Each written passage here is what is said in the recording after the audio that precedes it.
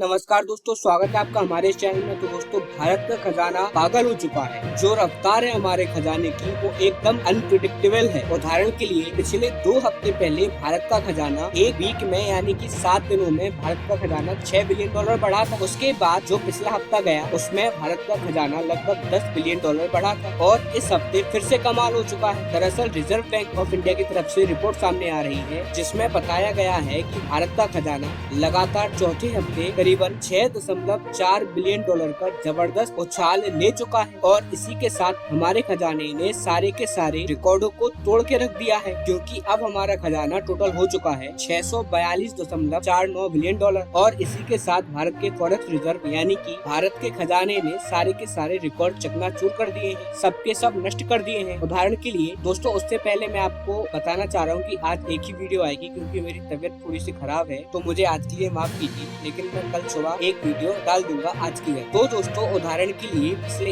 एक महीने में भारत का खजाना $30 बिलियन बढ़ा है और ये एक अपने आप में रिकॉर्ड है। उदाहरण के लिए बांग्लादेश जैसा देश जो कि पूरे के पूरे एशिया में एक उभरती हुई अर्थव्यवस्था माना जाता है, उसका टोटल खजाना भी इतना नहीं है जितना कि हमारा एक महीने में बढ़ चुका है। और मैं आपको बता दूं कि हम सारे के सारे रिकॉर्ड को ध्वस्त कर चुके हैं सिवाय एक रिकॉर्ड को छोड़कर, वो है इंडिया के ऑल टाइम हाई का रिकॉर्ड। और इसी पर कंफ्यूजन था, इसीलिए आरबीआई ने इस पर आज क्लियरिफिकेशन भी दिया है। दरअसल अभी तक जितने भी मीडिया हाउसेस थे और मैं खुद और हम सभी लोग आज तक यही समझ रहे थे कि भारत का जो खजाना है वो कभी भी $643 बिलियन के पार नहीं गया और ये हुआ था 2021 में, यानी कि अब से लगभग 2.5 साल पुरानी ये बात। उसके बाद भारत का खजाना गिरता चला गया और अब दोबारा बढ़ना शुरू हुआ है। लेकिन आरबीआई ने बताया है कि 2021 में हमारा खजाना 642 या 43 नहीं था, वो था $645 बिलियन, यानी कि भारत को अपने इतिहास में सर्वोच्चतम स्थान हासिल करने के लिए अभी करीबन $3.5 बिलियन खजाने में और जोड़ने होंगे, यानी कि हमारा खजाना $642 बिलियन से बढ़कर जब $645 बिलियन